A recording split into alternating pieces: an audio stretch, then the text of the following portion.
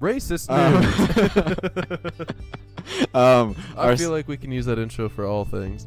So this week, this podcast, we have, as always, a multiplicity of topics that we can talk to your faces.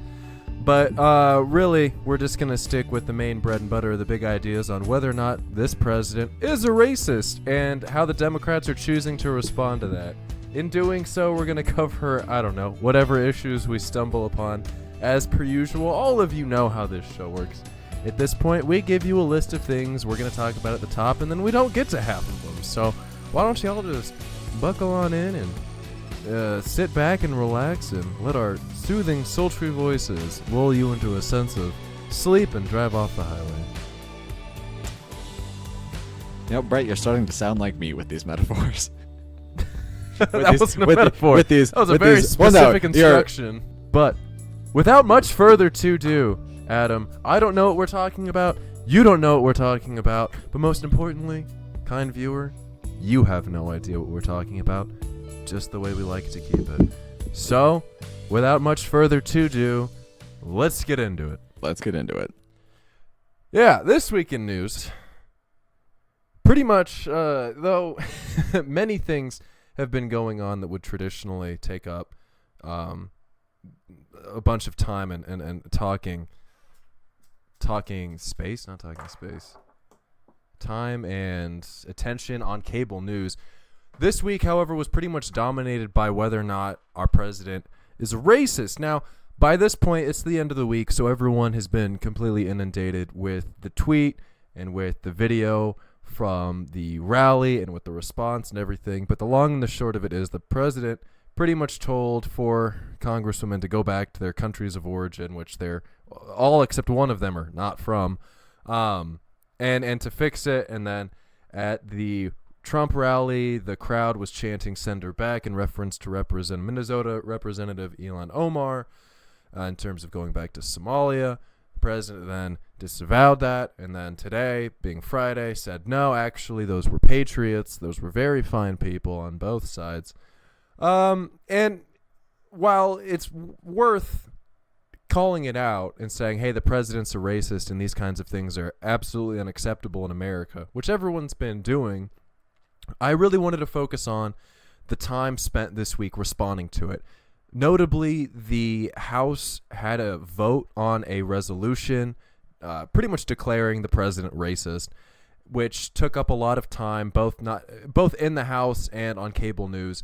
It's been controlling the news cycle. So my initial reaction to this resolution being passed and then the continued narrative on whether or not we should be condemning these acts seems, on one hand, like a flippant waste of time because of course we should be condemning a person is racist. Of course we should be saying that when someone says racist things, it's not okay.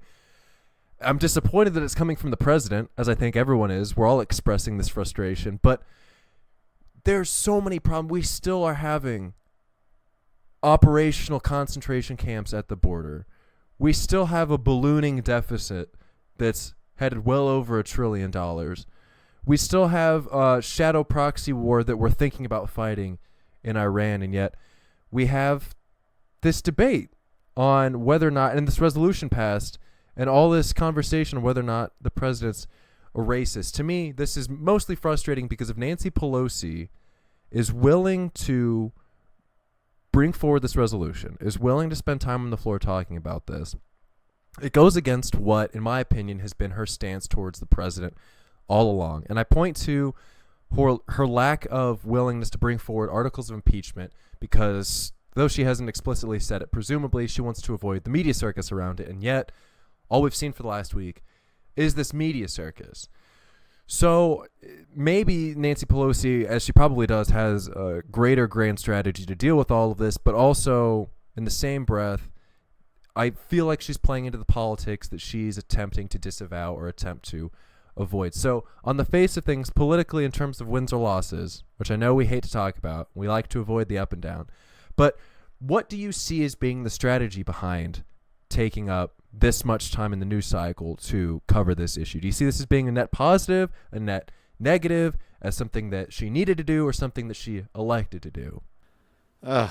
I mean, it's such a mess. I mean, two things here, because this story comes right off the bat. Largely focusing on speaking of Nancy Pelosi, with her kind of very public, fight with, or not even fight, but like public disagreement with, four very liberal, House Right. representatives, um, who this racist thing, kind of spurred from. But, and then it was exacerbated by her chief of staff and whoever the hell runs the, House Democrats Twitter page. Anyway, it became way larger of an issue than it needed to Right. be. People attacking your representative, of the Kansas's first district. Sharice Davids of the second, I believe. Yes, there we Second or go. third. It just like stuff like this has been a mess, and most importantly, I think that the Democratic caucus in the House just needs to get itself Right. together, and I think Nancy Pelosi has.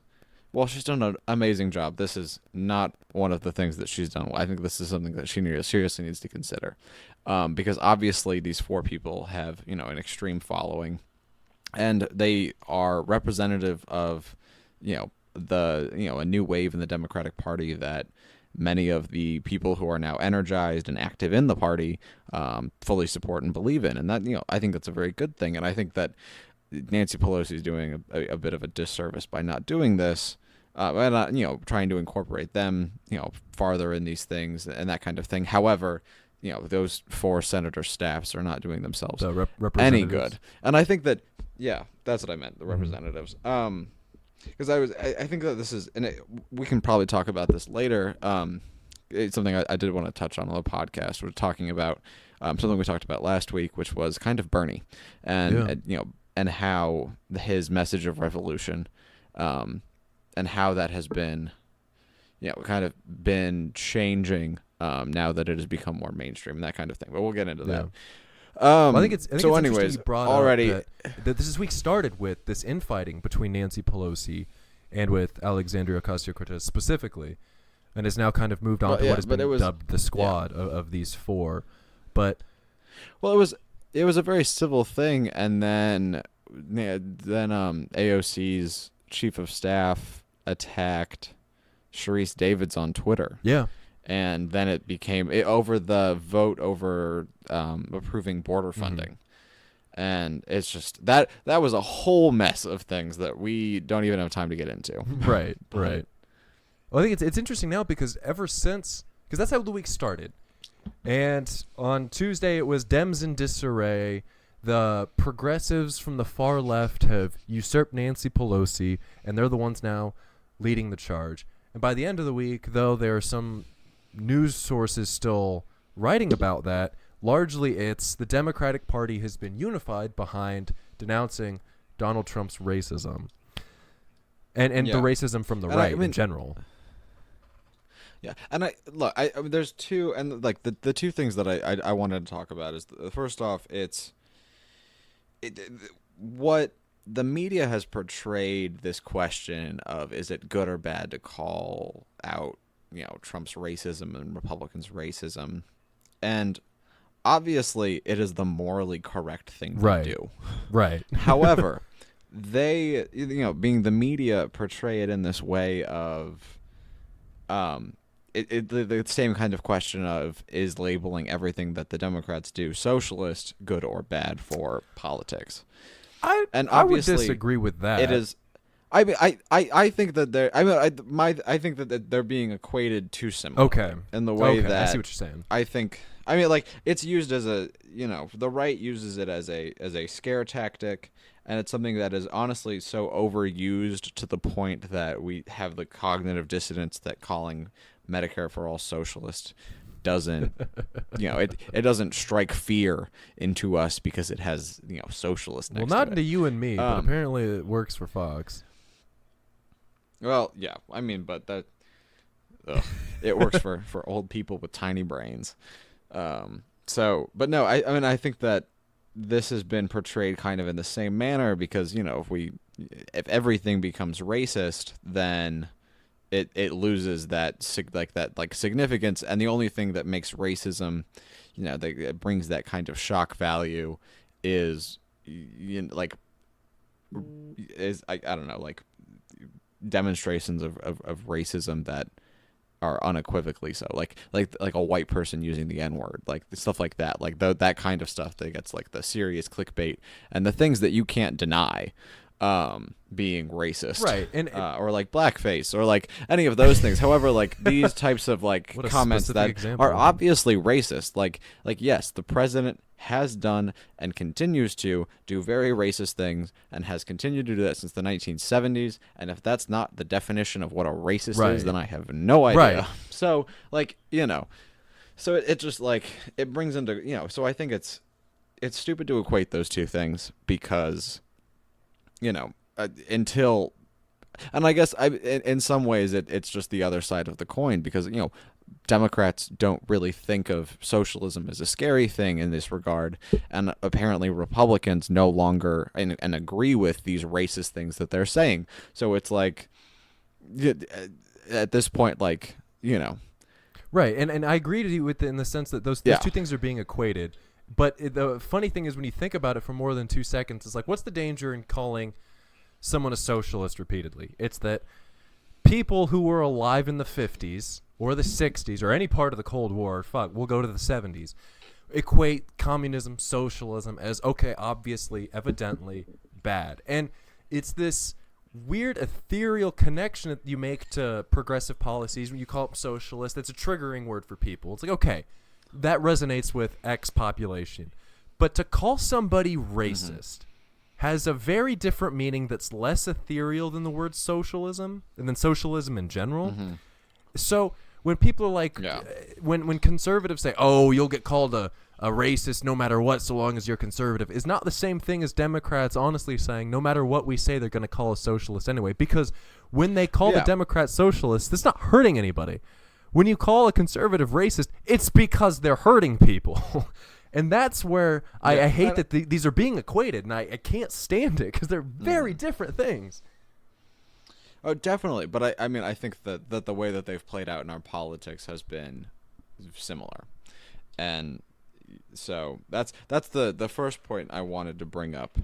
The second thing is in the fact of like, oh, like, is this an effective use of Congress's time and Nancy Pelosi's strategy and that kind of thing? And I think that there was, well, obviously no. I mean, like, it's good that we pass these resolutions and this kind of things. However, the Democrats have not done. I obviously it is very difficult to exert power when you only own half the House and the other side of the House, there's a wall built between it. Right. Like we know that Mitch McConnell is not going to cooperate with like 90% of what Nancy Pelosi and the House Democrats do. And obviously the House Democrats, many of them are yearning for way more of a fight. And I think that they are growing more and more impatient for the leadership to actually start reflecting that kind of fire and motivation that they were elected upon. So see, and that's why I would push back on. I think this was the best use of time that the House could have had, considering what they're up against with all of their other legislation that they passed. No, that's why I think it was a good thing that they did this, because obviously their hands are tied in many regards. But I think it speaks to a much larger point that this is all that the House kind of can do at the moment to to condemn this presidency in regards to Trump being a racist.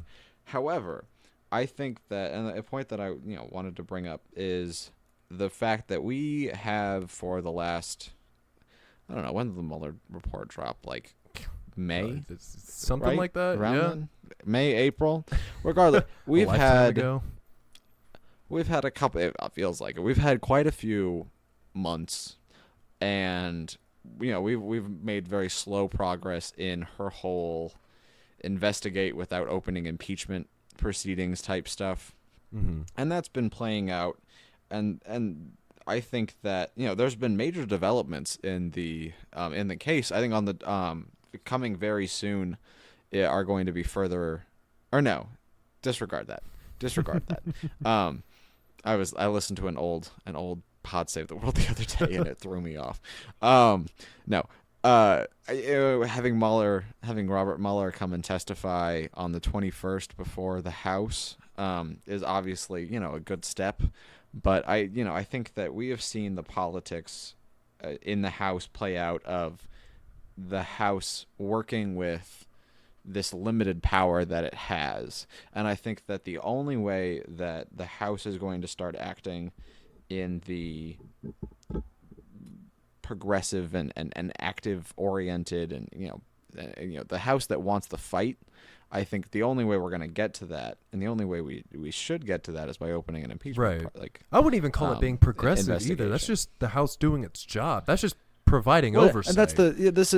And I think that's something that the House has not done well. And while we only have half of the pie, I think even with half of the pie, we have not done enough. Because if this is what oversight looks like under a Democratic House, probably the worst presidency in America's history, it's kind of, when you put it in terms of that, like, there needs to be some serious reorientation of the House Democrat strategy, because obviously passing, and we're going to get to this, I'm going to bring this up now, but like passing the $15 an hour minimum wage for the entire country, passing relief for like single parents, and passing all these really great policies is fine, and it's very good, and I'm glad we're doing it, but we only have limited power, because obviously we need to win the Senate to actually be able to to pass these things out of Congress. And with the whole point about the Senate and Nancy Pelosi's lack of being able to do anything, I think, and this is largely connecting the broader strokes of how racism should lead to Nancy Pelosi bringing up articles of impeachment against the president, is I think maybe she's using this as a test run, or maybe this will shed light on the fact of, yes, she's not going to be able to initiate articles of impeachment and actually succeed. This president will not be impeached under this Congress. And I think that's been the big thing stopping her. But maybe this will illustrate to her that if she at least starts the impeachment hearings, if she can get that media coverage, that would be beneficial to Democrats across the board, regardless of whether or not that specific Democrat is advocating for. If we can keep the focus on what Trump is doing wrong and how ugly of a person he is and how undesirable of a president he is, I think that benefits the Democratic caucus as a whole. Yeah. No, I don't think it has the backlash effect that she's afraid of. I think that's my biggest point. Yeah, and I think that and obviously we don't see that kind of internal polling and these things that are stopping her, because obviously Nancy Pelosi wants to get rid of Trump. And, whether or not impeachment is the way that she wants to do that, I think is questionable. But largely, impeachment polls, well, I don't think she has any desire to get rid of him through impeachment. I think the fear of not starting impeachment because it would somehow make the Democrats look bad, based off of what happened with the Republicans in the Clinton era, is wholly inappropriate for the situation. No, it's very different, but I think that kind of that old way of thinking is what's being applied here. Because obviously, for those that don't know, the Republicans opened impeachment proceedings against Bill Clinton and made a massive monkey circus about something that most Americans didn't really care about, and end up leading to a massive re-election of the presidency. Right. And there were a lot of factors that contributed to it. I mean, that was a very simplistic version. Yeah. But importantly, I think that that way of thinking is obviously wrong, and impeachment is a very good thing that we should do. Because the Senate is obviously much harder to win, but even if we don't, we know that the president is not going to be impeached under this presidency. However, I think we can make a extremely legitimate, media defining and heavily popularized case for why impeachment is justified. And what it also does is it forces Republicans to defend all of the absolutely awful things that Trump has done. And the more that's one advantage of this House passing all of these really great policies and these kinds of things, because it forces the Senate, it forces Republicans in the Senate to continuously, defend and make a vote for, ending these really awful things. So, yeah. And see, in a sense, I feel like that's why we need that impeachment vote, because definitely. as soon as Trump's out of office, the 98 Republicans that voted to not condemn his racism on this resolution, no one's going to be able to bring that up, because 6 months from now, people are going to forget it even existed. But 3 years from now, if there's an impeachment vote and you can go back to these contested districts and there's an incumbent running for the seat, it's a very pedestrian question that everyone will be able to hold on to. How did you vote on impeachment? Yes or no? Yeah. And you won't be able to run away from that. And everyone will be able to understand what that question means and what the answer means. So I feel like that's even more important. To me, now, after this week, all signs point to open up the impeachment proceedings. Yeah. No, agreed. And I don't see how it's a negative. I think that exactly. And I think that Mueller's testifying in front of the House might be, depending on how that goes, that could seriously, I think that could be the final catalyst that really gets this going. It could be. It probably won't be, but it could be. It probably won't be, but I mean, I think Grant, and I think importantly, Mueller has been extremely legal in his nonpartisan. Yeah, but he's tried to. He's been very not showy. Brett and I talked about this before the podcast, but he is not. He didn't pull a Ken Starr in making the Mueller report the bestseller of the New York Times for like 3 months. I'm choking.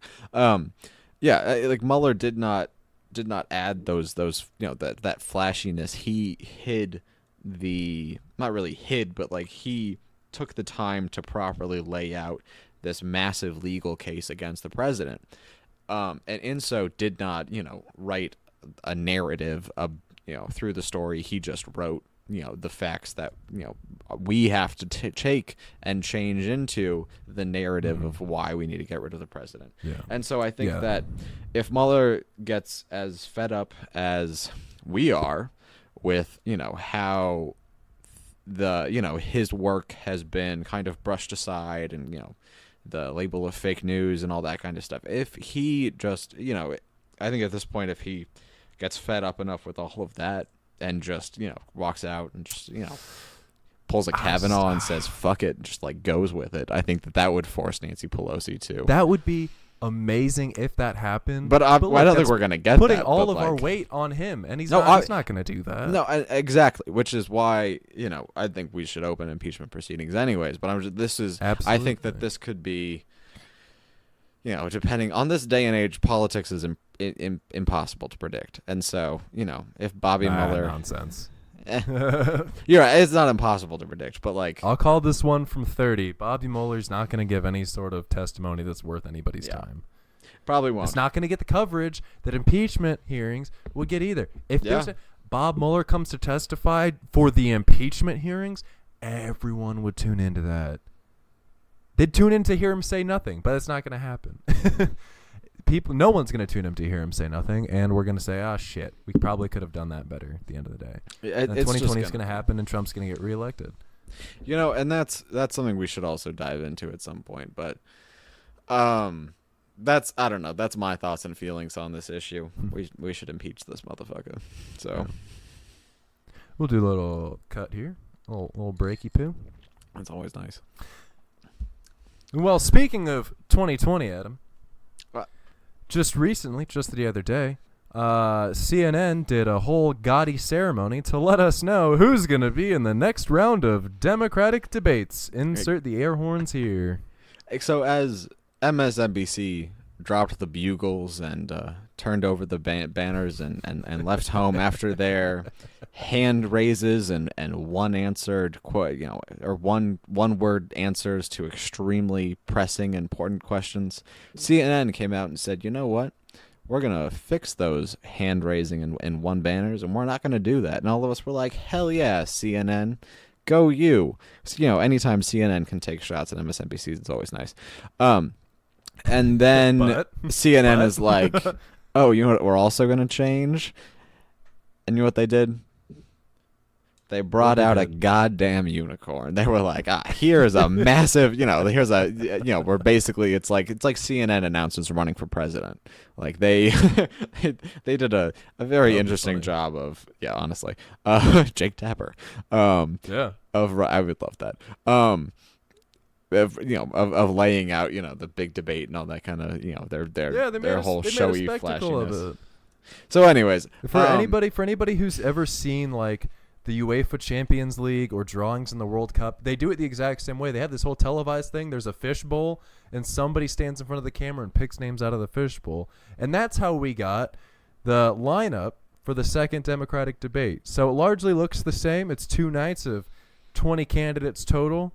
Yep. The only changes are fair maiden Eric Swalwell, the representative from California, has dropped out of the race, and he's been supplanted by Montana Governor Steve Bullock. He's a Democratic governor in a very red state.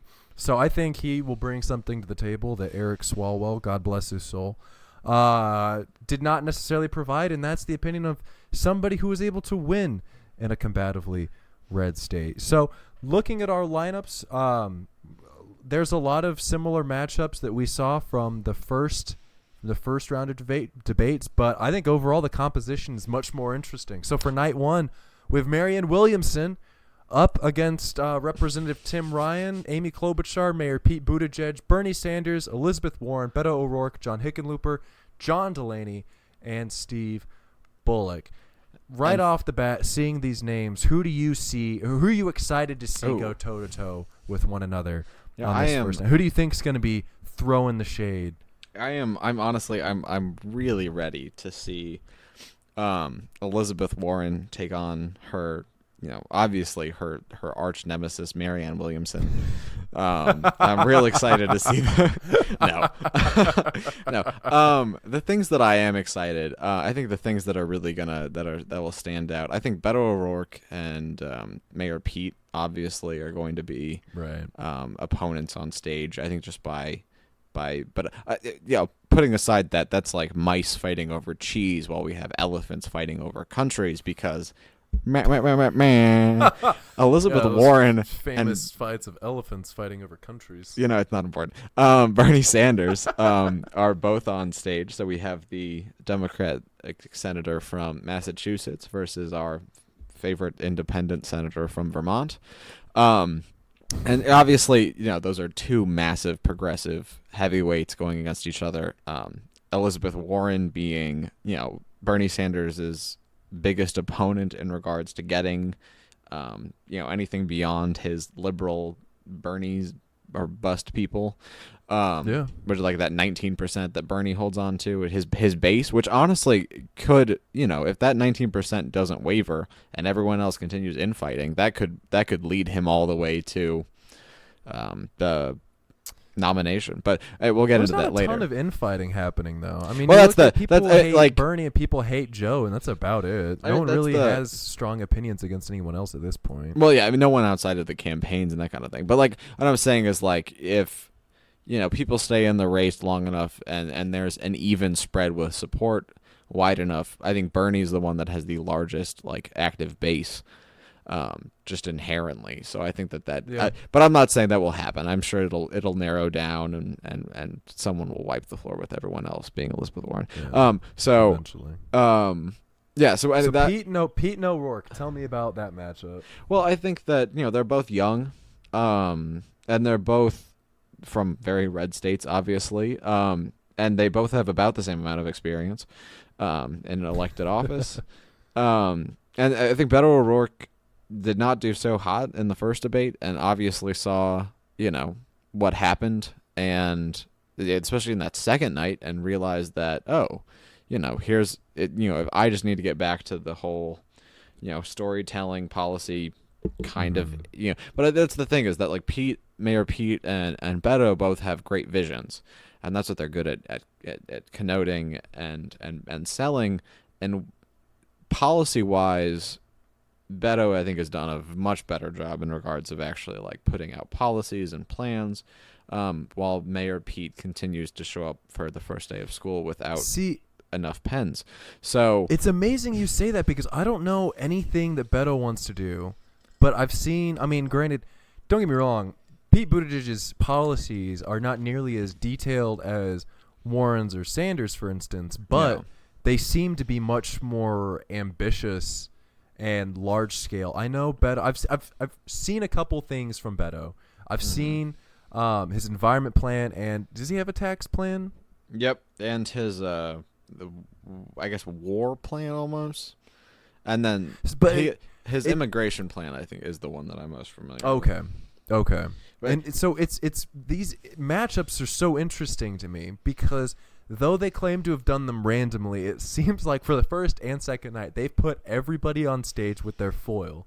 We have the two progressives, Sanders and Warren. Everybody's been dying to see that matchup. Oh yeah. Mayor Pete and Beto, as you've mentioned, they're both the young candidates from Democrats from red states that are regional candidates. I mean, Yeah. being a mayor from South Bend, only people from South Bend. Beto being a congressman, only people from his district. And then you even go outside of that of Senator Amy Klobuchar and Governor Hickenlooper, Democrats from Democratic states that won statewide but are largely middle of the road, not terribly over the river progressives. Yeah. And it goes on from there. So I'm incredibly interested. I think this will be their opportunity because it's going to be Sanders and Warren infighting to differentiate themselves. And It's Yeah. going to be Beto and Pete trying to tell their story in 2 minutes. And I don't know what the hell everyone else is going to do on stage. Yeah. But Looking at the rest Marianne of them, Williamson's got to get in there and throw some elbows. yeah. I mean, I looking at the rest of it, Amy Klobuchar didn't exactly stand out in that first debate. Obviously, she is one of the more well-known members of the at least in politics of the Democratic caucus. She's obviously vital. I don't know what's gonna. I don't know what to expect from her. Tim Ryan now doesn't have Tulsi Gabbard to rip him a new one. So, John Delaney will, though. yeah, but that's the thing. I'm like, we have Hickenlooper and John Delaney. I don't know what to expect from them. Steve Bullock, I expect good things from. We'll see. We'll see how much time he's given to talk. At this point, he's also the one that I know probably the least about. Yeah. But I think I think if he can keep, I have absolutely no doubt that he can sell. He can sell being more moderate in a progressive way, far better than Hickenlooper can. Absolutely. And that's one other thing. I think that for someone that continuously comes second, he gets that second place ribbon at the looking good in all denim next to Al Gore's beautiful self. I think is an important quality in a good Democrat from a very red state from the middle of the country. Yeah, I think that's important. The north, from the north. I mean, put Montana in the middle of the country. I don't know my geography, Adam, but I know Montana's not in the middle. It's in the middle. If you are looking at it, if you're from Canada, it's in the middle. Well, I mean, look, if you're looking at North America as a whole, it's in the middle. You're talking about Montana or Colorado? Montana. Yeah, Montana's in the north. No, but I think if you look at North America, you have a hell of a lot north and south of that. And I think if you look at North America, no, nonsense. Okay, Brett. Nonsense. Canada is a very, very tall state. It's very tall. Yeah.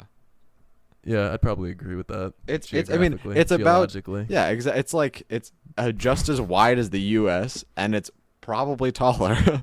It's much taller. He goes to the fucking Arctic Circle. It's well, yeah, but a lot of that is it's all curved, so it's a it's a curve. So it's like an exam. It's maybe the widest. I don't it's know. The deepest. It's definitely the Canada's widest, the deepest, and of the North Montana's American countries. about in the middle. We are way off topic here. Well, anyways, regardless, I don't know what to expect from Bullock, but I hope with a last name that includes Bull and Ock, it'll be good. His name's Bullock. It's Bullock. You sound like you're from England. You liberal elite. You coastal liberal elite. Yeah. I'm amazed. I think they're actually gonna give Williamson a little bit more time because the shit that she was able to get in at the end of the last debate that has since been viral, I think they're gonna try to capitalize on that, and I'm excited. Personally. Oh, I think so too. I want the same Marianne Williamson energy and I hope that she sticks around. Because honestly, she's also like, I love listening to her, and not even just because she's crazy. Like when she's actually like being, like her normal activist goddess seer self. Like she. Also, Brett, thank you for the adjectives. She, those are her titles, not adjectives. She's actually like That's her full title. She's quite good. She's just a good person. So, anyways, I'm gonna tell you, girlfriend, you got nothing coming. I'm gonna call the Prime Minister of New Zealand and say, you girlfriend, you got nothing coming. Beautiful. I agree. I listen to her all day. I don't know. I'm not expecting any surprises from our usual list of suspects. I'm sitting at the edge of my seat to hear what Tim Ryan has to say. Yeah. I really also, am. Because he's gonna go. Yeah. He's gonna go absolutely crazy on this one. I'm going to make a prediction. Yep. That Beto O'Rourke will be the only candidate on this stage to speak Spanish. Unless Pete does. Pete might pull it out. He speaks 7 languages, right. lest we not Pete forget. Also does. I hope Pete, at one point, just whips out the Norwegian, just to like. That would be, yes, that's what we all want. Who's he pandering to? Nobody in America, but that would be delightful. All the coastal elites. Yes. So, moving on to night two. All right, so the night 2, the rundown is Senator Michael Bennet from Colorado. We have Senator Kirsten Gillibrand from New York. Former Housing and Development Secretary Julian Castro, who's a twin, followed by our next candidate, Senator Cory Booker from New Jersey, who is also a twin. Shocking. I know, it's crazy. Then we also have our former Vice President Joe Biden, Senator from California Kamala Harris, our Lord and Savior Andrew Yang, Representative Tulsi Gabbard from Hawaii's 1st District. I think it's a 50% chance right there. But you didn't have to say, but I applaud you trying. I threw it out there because I knew that I'm like, there's statistically I can get this. Governor Jay Inslee from Washington, and then the mayor Bill de Blasio from New York City. Yeah. Who I almost called something very different. Right off the bat, I absolutely love that we have the opportunity to see Joe Biden shake nervously next to Kamala Harris, who will no doubt be staring him down just the entire goddamn time. Like, if you're Joe right now, all you have to hate this. You thought maybe the second debate you'd get a reprieve. You didn't have to go up against Kamala. Yeah. But Kamala knows she's going to be out for blood, and she's not going to stop until Uncle Joe's been just completely sucked dry. He's going to be a shell of the man that he was when he walked onto that debate stage. And I personally am excited. I don't know. I disagree. I think that Joe Biden is no longer I think that Joe Biden, he was in that first boxing match, which is what it honestly turned out to be. He was, he's a former champion. He got this. He's been around forever. He knows the game. And he was like, I don't need to practice. He got in the ring and he got KO'd in the first round. Right. I don't think that's going to change. See, no, Why would that change? I think the second match, I think Joe Biden has realized now that if he wants a shot at this, these debates are vital, and that he better be ready to start dodging these punches and coming up with ways. And while that debate has not shown us anything, or while that that theory is not supported by pretty much anything Biden has done, Biden also has not been in the news for like the last 3 weeks about anything controversial that he said. And that right there. Last week, Adam, we were talking about busing last week. Okay. Okay. I'm in the same boat as you. I know that a week feels like a month now because that's the shameful world that we live in. But yeah. I do feel you on that. It does seem like Uncle Joe's been a little quiet by comparison. I just feel like it's detrimental to him that he has a 40-year voting history. that any one of these yeah. people can very easily point to. And I don't know how you prepare against that in debate prep. I mean, How do you obviously, prepare an answer to every one of your sins? I mean, obviously, there are ways, to talk about how you have evolved from a candidate. You've evolved as a person, and you have, different ideas and that kind of thing. And you can make a very compelling argument off of personal change, which, obviously is what, we already talked about, Bill Clinton today, but like, that's how he basically won the presidency in 91. Because his whole, his character was largely under attack for most of that. So I think that there is a very compelling argument, and message that can be brought from that. And I think that if Joe Biden really needs to step it up in regards to his performance on stage and that kind of thing. And I think I also know that I think he fully well has the ability to do so. See, I think what I get from his campaign and from what he's going to have to do in this debate is the only thing he's going to have time to do is be defensive. And his campaign is largely reflexive of make America great again, but not like they did.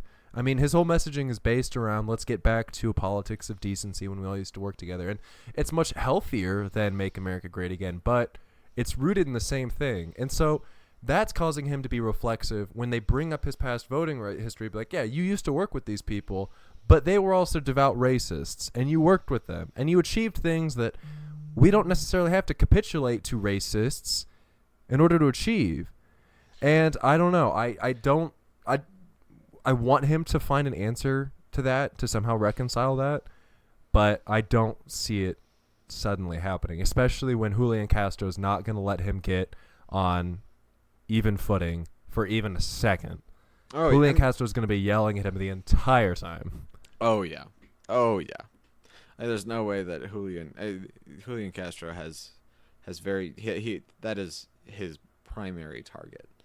Right. It worked for him really well the first time. It'll continue to work for him. Yeah. And I think that, it'll be interesting to see. And again, there's always a danger, and I think there is a danger still that, still lurking there of coming off as, like rash and unappealing if you right. are, too, forward about your attacks. Yeah, you don't want to be seen as the guy that's just attacking everybody. Exactly. You don't want. It's not a great look. You don't want to pull a. I don't know who you're going to pull out for this example. Because that's the thing. It's funny you say that. He just attacked people on stage the whole time. Yeah. He and Jay Inslee get to do it again. Okay, but Jay Inslee did it well. That's debatable. I think they both succeeded in their own special way. Yeah, I don't know. Okay, so moving on. Joe will be pretty defensive against probably Kamala and Julian Castro. Well, one person that I really want to see Julian Castro go after is Tulsi Gabbard.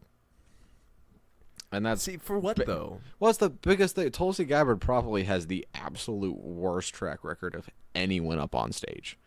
Yeah, but on things that I don't think Julian Castro is going to be hounding people about immigration. Yeah, but like human rights is one of his big things. Like it's immigration and human rights. And what has Tulsi Gabbard done in the past? Yeah, she's shaking hands with dictators. Well, not even that. She had and meetings with Bashir al-Assad. She also at one point was all here for electroshock therapy of homosexuals. Like this, and then her track record on was one other foreign policy issue that she's really not great on. I mean, most of her foreign policy is just bad because it's not hawkish in the sense of like let's go to war, but she working with Russia in coordinating attacks against terrorist organizations, that kind of thing. Like she's all here for let's coordinate with Putin.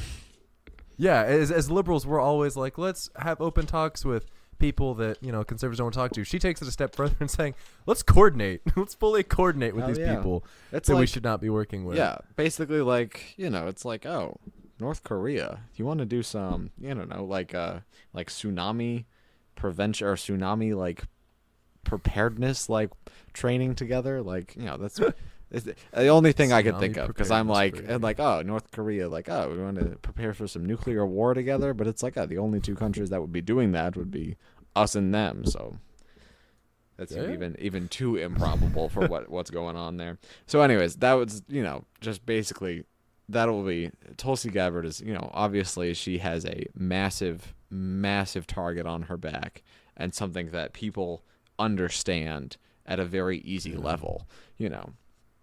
I don't think she's as much of a target as Joe will be, because I don't think so either. But like, they're gonna want to go after him to chip away at his numbers. I don't see people targeting her specifically. Well, that's yeah, obviously attacking a front runner will be more advantageous, but somehow if Biden, if either it appears that you are just hurting yourself by doing it, or Biden somehow pulls out some kind of like droideka energy shield and just is deflecting all of these attacks, I think Tulsi Gabbard is an easy number two.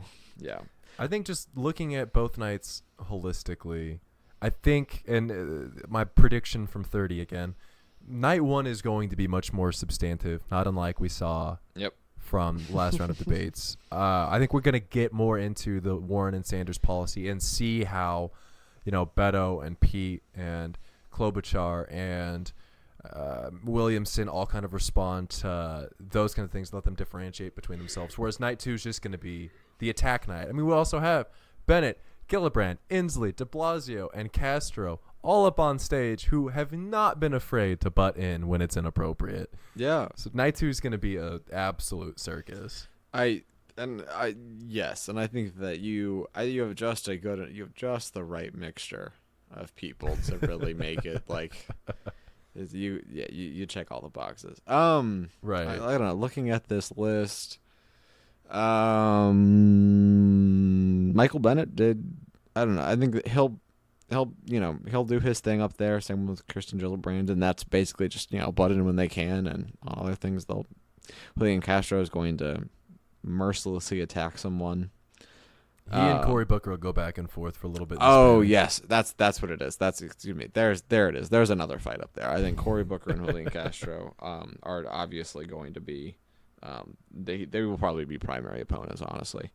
Because I think Julian Castro, I think he most likely prefers going after people currently in government, on that policy wise, and Cory Booker has a pretty not inconsistent message, but like he has some targets that I think Julian Castro. I mean, he has the pharma sins to repent for. I mean, Kamala Harris is the sin of being a cop, which I'm sure will be brought up. And that's one thing that I think that no one has exploited yet, is the fact that Kamala Harris has a very problematic history being involved in the criminal justice system in California for quite a while.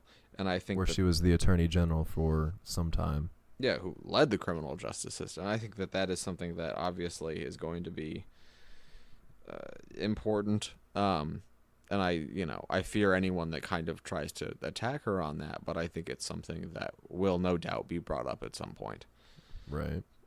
Yeah. So I mean, I can't even begin to predict the winners and losers out of night two, because I can tell it's just going to be such a ruckus. Yep. I think that, and from night one, I think it will be very telling how Bernie holds up to Elizabeth Warren, because like my inclination is obviously that Elizabeth Warren will win over Bernie that night, but I'm not exactly sure. That's whether or not that's just because Bernie doesn't usually like to play this politics game, or the campaign game, and Warren just strives at it, or whether or not it'll be, they're obviously going to be pitted against each other. And I think that Bernie and is mostly not even himself, but Bernie's campaign has done him a disservice in being so forward with their attacks against Elizabeth Warren, because obviously Elizabeth Warren has been, her campaign and her supporters have not been nearly as vocal as Bernie's have in opposition to the other candidate. No, but now she'll get a chance to respond, which she didn't really have to respond to anybody. Oh, nor should she have. It looked just fine. Oh, I meant in that, but also like in the public like fighting Right. against. Or That's what I'm saying. basically- What a hell of a debut to be able to do that is on the debate stage. Yeah. So I think that'll be. I think that's obviously it'll be. Since Bernie struck first, I think that the debate will largely be in that like the Warren versus Sanders, like little exchange. It will most likely be handed to Warren first to make a case of why she is better, and a better candidate for pushing these progressive policies that came from Bernie's wing of the party. Right. So So those debates are happening next weekend, July 27th and 28th. Make sure you tune in, watch them. I maybe will or maybe won't. you better, because I will not be around. So I will also be out of town, so we'll see. I do want a podcast from the road. Right. Okay. So last area, I just kind of want to talk about, we opened this podcast discussing whether or not the House was using its time appropriately in lieu of the Senate blocking every single bill that comes over. So this past week, the House Democrats, contrary to popular belief, were actually pretty busy.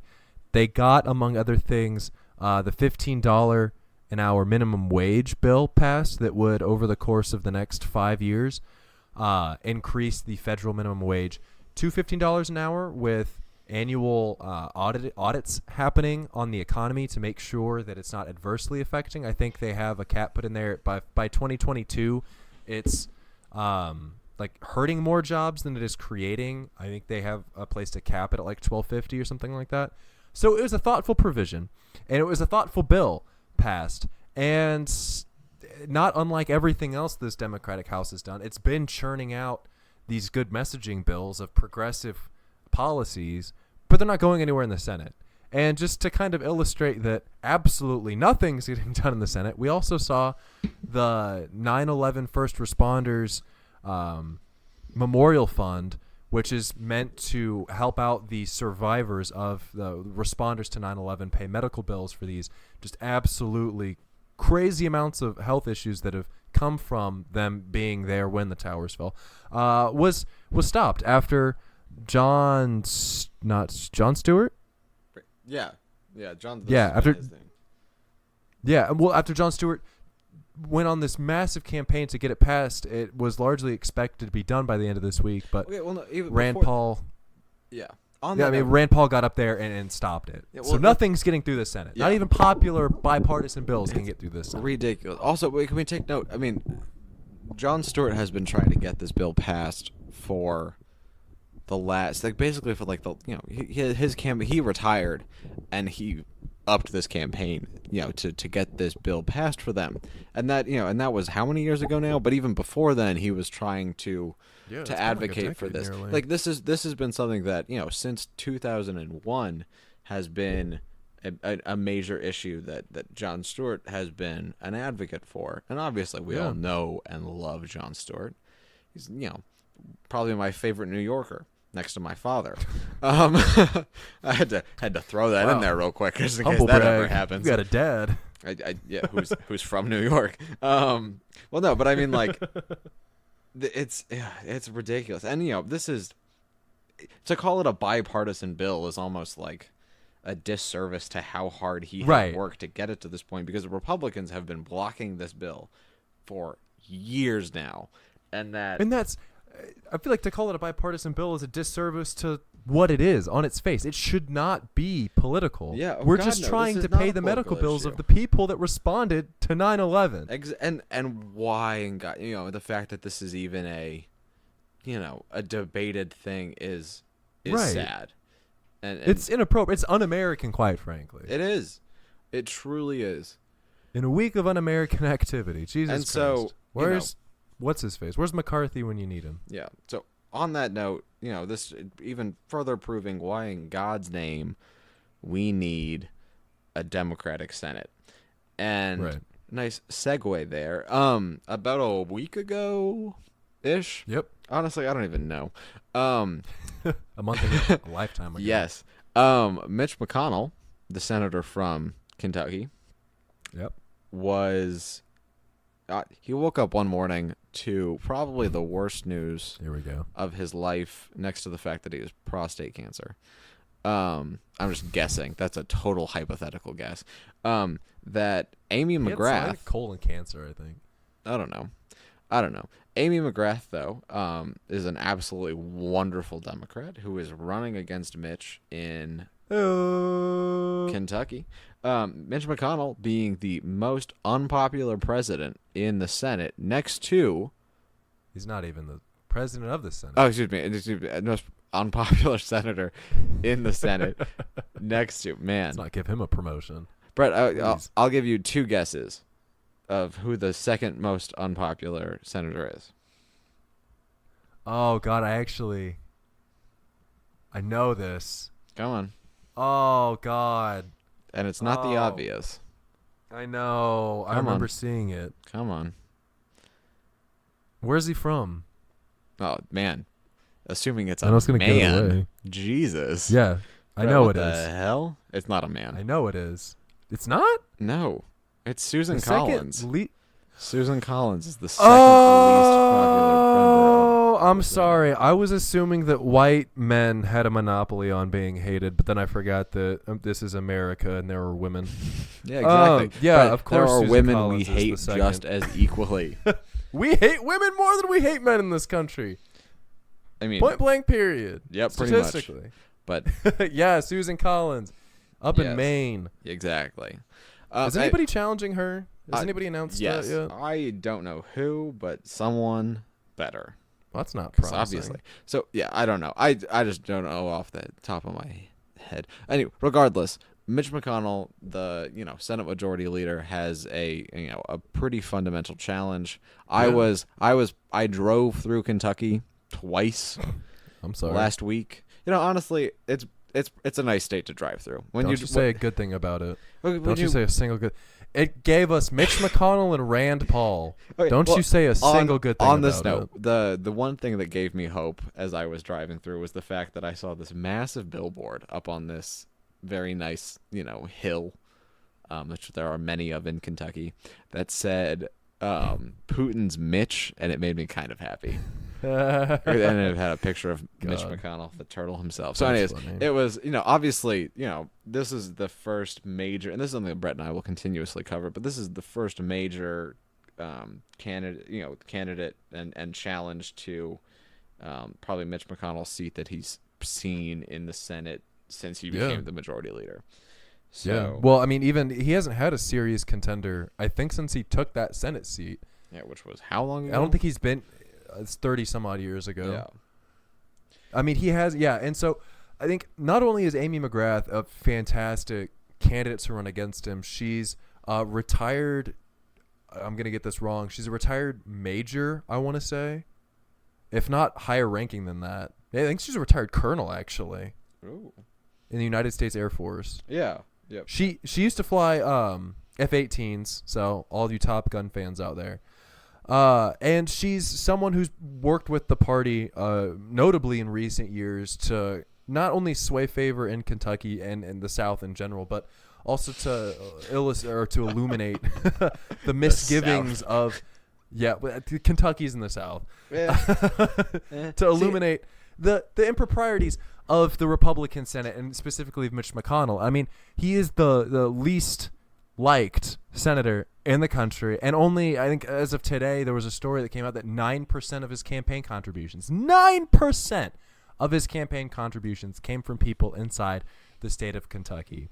So 91% of his contributions are coming from elsewhere.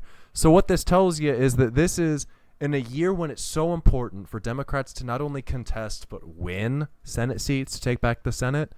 If we can make donors in the Republican Party have to spend money on seats that they thought were safe or seats where they weren't expecting to spend money, Life is good. that means we can do that much better in flipping seats like Cory Gardner's seat, in taking seats like an open Kansas Senate seat.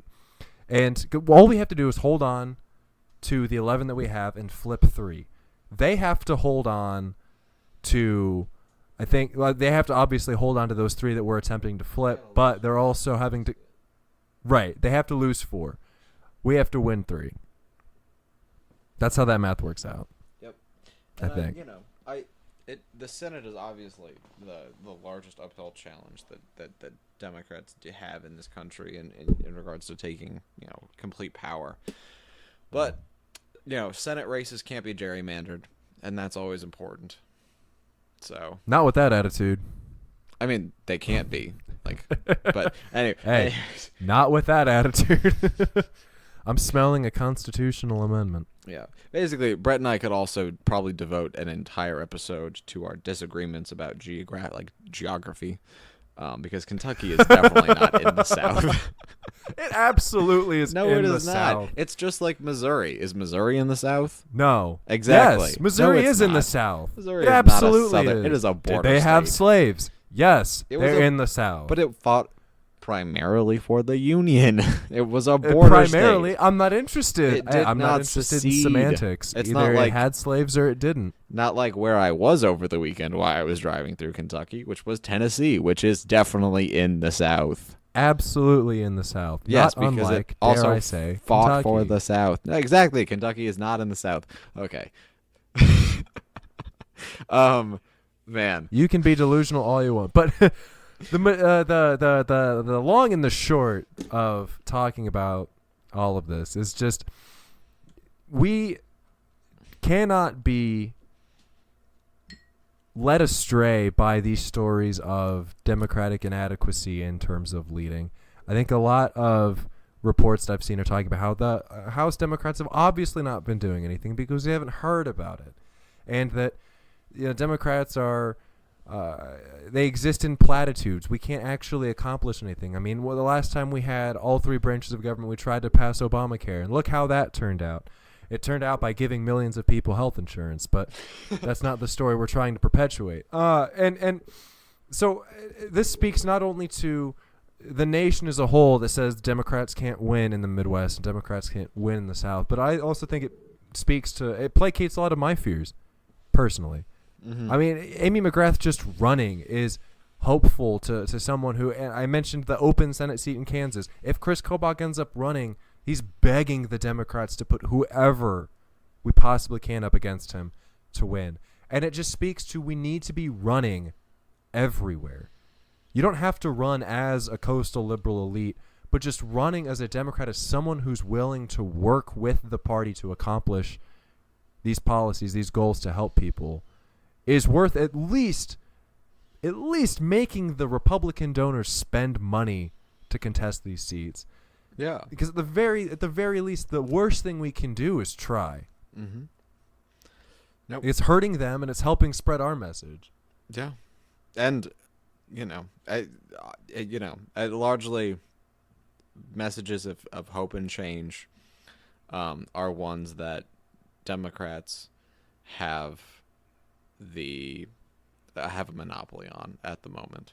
I don't know about change so much, but if we hope to actually save the nation and the world from the effects of climate change, if we hope to actually progress as a nation in terms of services that we can provide to our own citizens and to those seeking asylum here, if we actually hope to build infrastructure in this nation, the likes of which we haven't seen in close to 100 years, then, not to sound completely partisan, but we need a Democratic government, because the Republican leadership has proven that their interest is not in improving people's lives, but in lining the pocketbooks of a few venture capitalists. So, yeah, I've been given an incredible amount of hope by Amy McGrath announcing her candidacy. I think this really points to a future where the Senate does get rid of the filibuster and we can start to actually pass good, helpful policy for all people in this country. That's my take on it.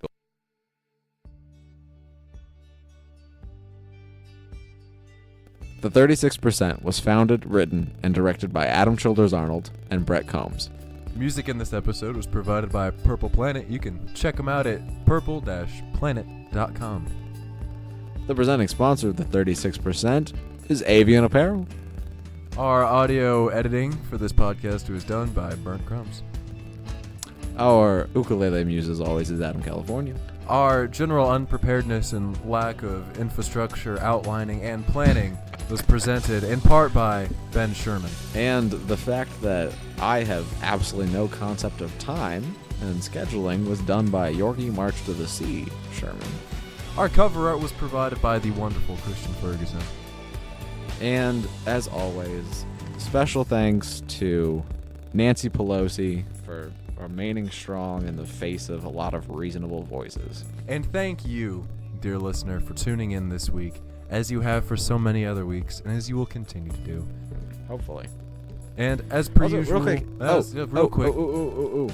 Yes, no, shout out to our listener in Scandinavia who has recently joined the podcast. We always love having our international listeners. You can find us on Twitter at the 36%. That's pretty much it. Yeah. That's where we're at. Pretty much. That's where it lives. That's where we are in the Twitter sphere. And so, as per usual, as per always, I'm Brett. And I'm Adam. And this has been the 36%.